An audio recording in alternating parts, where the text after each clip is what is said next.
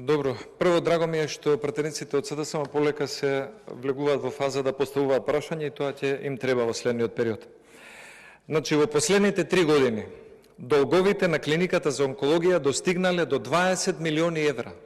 Во последните 3 години. Поради делење на терапија без план, без следење на цитостатиците како влегуваат и за кого се употребуваат и заради набавка на лекови на реверс. Знаете ли што е набавка на лекови на реверс? Тука нема тендер, тука нема набавка, тука нема конкуренција.